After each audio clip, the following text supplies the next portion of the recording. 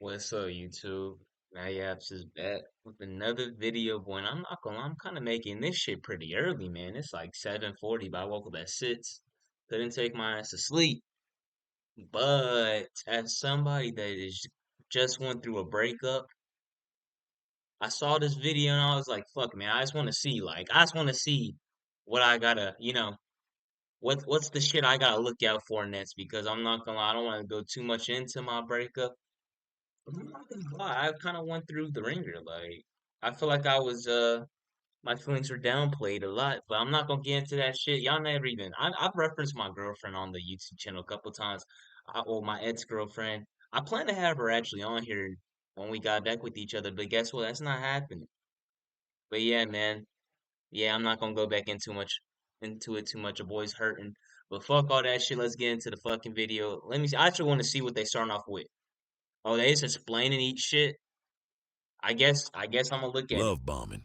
Imagine someone tells you you're their soulmate, sends 15 good morning queen texts, posts you on their story with the caption, I my never got forever, the and post on the gifts you a story. MacBook, but you've only known them for like 3 hours. Yeah, that's love bombing. It's a form of emotional manipulation used to quickly build trust and dependence, making the subject more vulnerable to the manipulator's influence. On the I mean, I know I just paused this shit not even 30 seconds in, but I'm not gonna lie, this shit got me thinking. I don't think, well, in my relationship it was love bombing, but everything that they're showing, it kind of surface, it it feels checks amazing. out. They shower you with affection, compliments, gifts. You're thinking, wow, they really see me. But slow down. It's not love. It is control disguised as intimacy. Love I've been bombing is love bombed about pulling before you though, in fast like before you plenty. have time to think clearly. And once you're hooked, the tables turn and manipulation begins. Love bombing can happen intentionally or unintentionally. This is what it looks like. Over the top And for you people that are going to college, be fucking ready. Freshman year, be ready to meet somebody that you think is about to be your long-term wife, and you see her as getting dick pumped into her next day on the campus story. Be fucking ready. I'm telling you, y'all niggas that are coming to college, y'all better be motherfucking ready for what y'all about to have to deal with, bro. Swear, attention very early on, swear. saying I love you too soon, talking about marriage on the second date, constant Nah, that's texting, wild. calling, needing your I mean, time. yeah. Although it's most often recognized by romantic partners, your family members and friends can love bomb you too. Don't confuse intensity with intimacy. Ensure to set clear boundaries early enough because healthy relationships are built gradually, not And like overnight. obviously I know They men never do it too, but why do apologize. women You love call to them love out for bomb? something I feel hurtful. like they do it Instead on of owning it, purpose. they say, you're too sensitive, or worse, I'm sorry you feel that way. Well, that's not an apology. It is gaslighting wrapped in condescension. It comes in the form of deflecting blame, making you feel bad for being hurt, and turning every conflict into your fault. People who can't Okay, you know what? apologize. That's what I was kind of going through, so that makes me feel better to know that that was a red flag because I felt like it was a red flag. But you know, when you're in a relationship, bro, you just think you feel like that sometimes you just might be tripping too much on something. But no, I've been thinking, yeah, Lack of getting out of a relationship, like obviously you'll always remember the happy moments, but when you remember the bad moments, that's when you just realize, like, yeah, I'm kind of glad that happened. emotional accountability. They protect their ego more than the relationship. Yep, I swear to God, that's exactly. I'm sorry, I don't want to use this shit as my personal fucking my personal venting video, but everything that they're saying is happening. It happened, bro. Without Mhm. repair, trust slowly dies in the relationship. A person who struggles to apologize without adding a but may exhibit narcissistic or toxic traits. These I'm, traits include I think she selfishness, a was. fragile ego, and an unwillingness to be held accountable. Yeah, Look for people yeah. who can say, I was wrong. And I think even though my ex fell into that criteria, I think it just hurts worse because I feel like there was a time that she didn't give off those signs.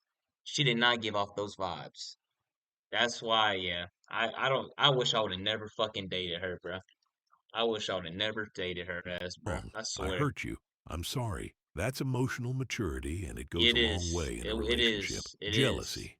Excessive it's or so easy. irrational jealousy is a I ain't toxic never red dealt with. I flag don't in a know. relationship, indicating a lack of trust and potentially I ain't unhealthy never control. dealt with no Jealousy bullshit is a like that. natural human emotion, but it becomes problematic when it leads to constant suspicion, mistrust, and attempts to control a partner's actions. This can manifest as unfounded accusations, anger, unrealistic expectations, I ain't and never dealt with no shit possessiveness. like At this. first, you may think it's cute when they get a little jealous. You post a selfie and they text, "Who are you trying to impress?" You're like, "Oh, they care?" No, they don't care. They are territorial, and the warning signs are they need constant Fuck that. I just hear. reassurance. They accuse you of flirting when you say hi to the Starbucks barista. They stalk your social media like Yeah, it's a true crime I ain't gonna case. lie. If I ever have Sounds to deal with some romantic shit like this, I'll tell them immediately, like, bro, I'm not gonna keep on dealing with that shit. until Like you that. realize you That's can't something talk I to could have easily anyone, seen and go be like, fuck anywhere, no, or fuck wear that shit. anything without them getting insecure. They question your every move, get angry when you have friends of the opposite sex, and snoop through your phone or demand for your passwords. When someone needs to dominate your freedom to feel secure, it's not love, it is emotional jail. Constant suspicion and accusations can create a climate of fear and anxiety, damaging the emotional connection and intimacy in a relationship. Being constantly Damn, I on the should have watched this defensive and fucking dealing video. with a Actually, no, jealous it wouldn't have partner mattered. can It take a wouldn't have toll on changed your anything. mental and emotional Me watching well-being. this So video with her wouldn't have communicate your changed shit. boundaries, don't reward jealousy with reassurance, and if they don't trust you, that's their issue to work on.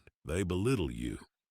Subtle digs, backhanded compliments, laughing at your goals. If someone constantly makes you question your worth, that's a walking red flag. So run away. They make it look like you're too ambitious or you'll never make that work. I've never understood people who do shit like this. I feel like it is a very much of like a big ass ego thing.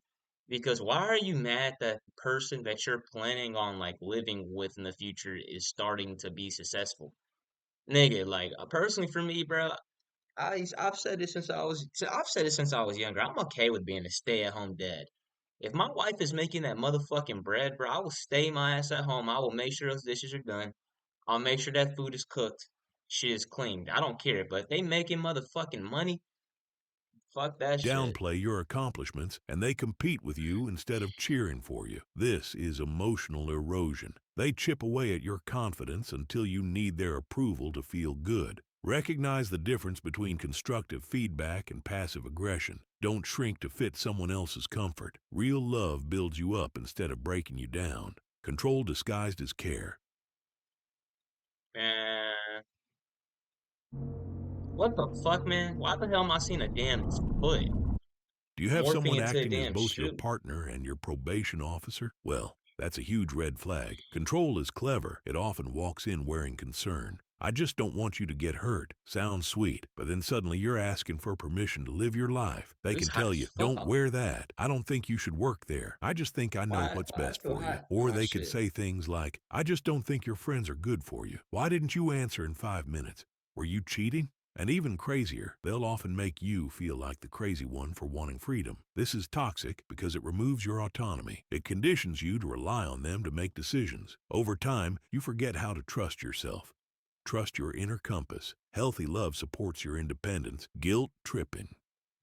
Guilt Yeah, tripping involves this is another thing that I have to deal with, and I hate when I'm not gonna. I hate when people guilt trip because they know in their mind before they guilt trip what they're about to do. They're about to try to make you feel bad, but when they start saying the shit that they're guilt tripping you with, it's like they manipulate their mind so much into thinking that the shit that they're saying, you should have catered to it, even though half the time you didn't even know what was happening. You should have catered to it, and you should have made it better, even though you didn't even know what was going on. You didn't even know, or you don't know why it's relevant to y'all's conversation because they're just bringing it up to kind of make everything point to, hey, you need to be feeling sorry for me. That's what I have to deal with a lot. And like I'm telling you, the more and more I had to see shit, man, I just realized like, yeah, I would have never been able to be with that girl until I fucking was old as hell. I would have been cussing her, nah, not cussing her out. We'd have been having a fucking argument every damn day, bro. making someone feel responsible for another person's emotions or pressuring them into doing things they don't want to. It's a way to control another Literally person's making you feel actions and responsible for decisions by something making them you don't feel indebted even know or about. obligated. Your guilt-tripping partner or friend may sound like, "After all I've done for you, I guess I just care more than you do." Or they may decide to give you silent treatment until you figure out what's wrong. Guilt trips are mind games. They create Yeah, I don't emotional know. Why debt. do You people feel like And if you are above the age of 17 to 18, nigga, at that point, you're about to graduate high school, or you might have graduated high school.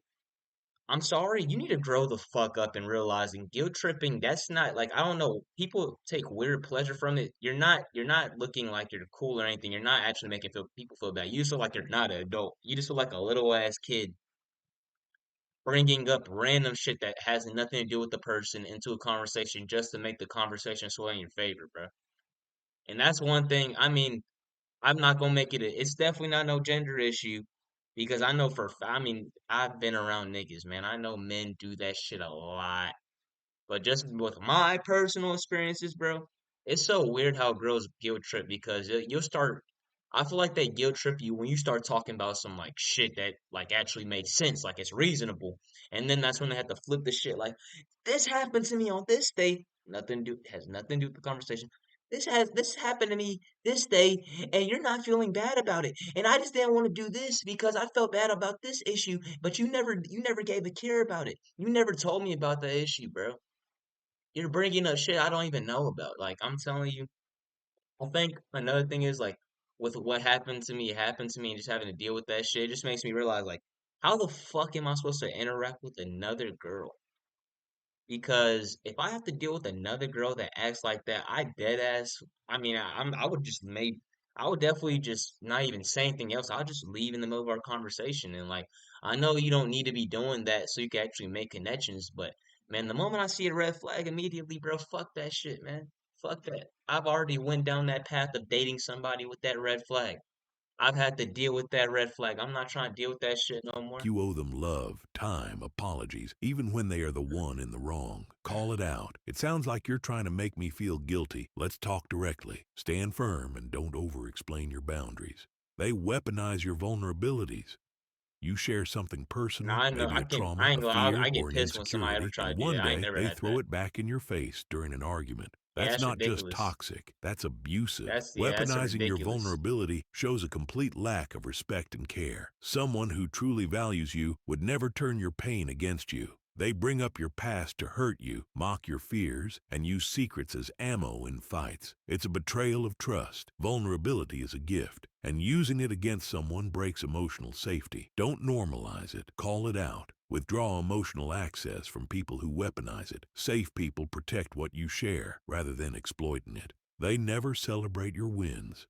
When a partner consistently fails to acknowledge or celebrate your Yeah, I mean, I haven't had accomplishments, to deal it with can no be a shit like significant this red flag, because I ain't even indicating a tell her my lack of wins. support and potentially a lack of genuine care. They always downplay your achievements, change the subject, and make your success about them. Not Yeah. acknowledging your achievements can make you feel as if your successes are not valued or that your partner is not interested in your personal growth. Love is partnership. When you win, they should feel like they How won hard is it to too. do that though? Indifference or bitterness reveals insecurity and 'Cause if you don't want competition, to be with not somebody, you support. don't want to do Surround that. Just yourself don't with be with people them. who celebrate your growth. Never shrink your success for someone else's comfort. You feel like you're walking on eggshells. You shouldn't need a script to talk to someone you love. If you're always filtering yourself, overthinking, or feeling afraid to bring things up, your nervous system already knows something's off. Walking on eggshells can be a learned behavior that is not necessarily related to the current partner's behavior. Past experiences of trauma or abuse can also lead to a pattern of walking on eggshells in future relationships. Recognizing the signs of walking on eggshells is crucial to addressing the underlying issues and working towards a Damn, healthier, how the more hell am I open supposed to interact relationship. with another What it looks female, like: man?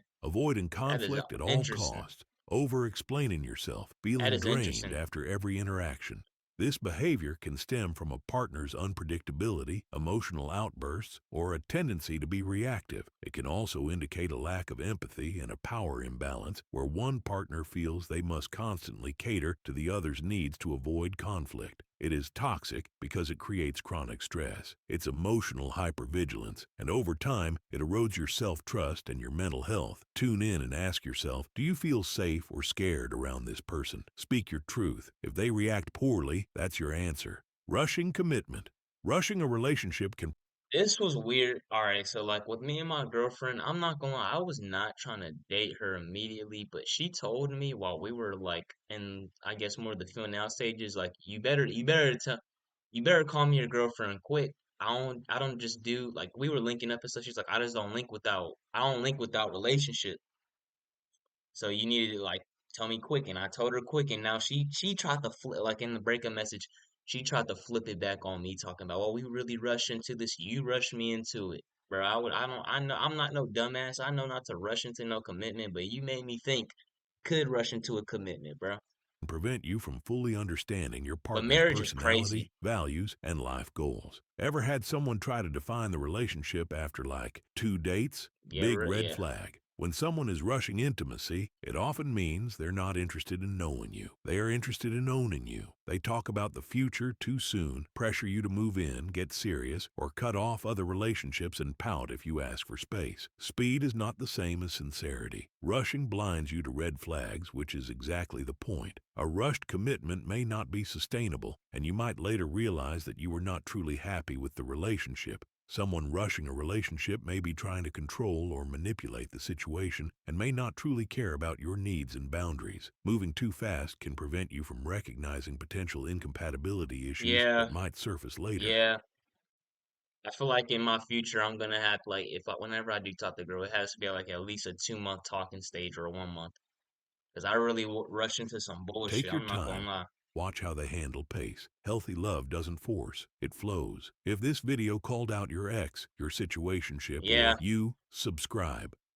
I mean, nigga, I'm not gonna. I might subscribe if they actually be posting bangers like on the usual. But yeah, I'm gonna be real, man. Just take it from somebody who's had their first relationship at the age of it was I first had my relationship when I was 19, but then I turned 20 soon after that. So basically, had my first relationship at 20.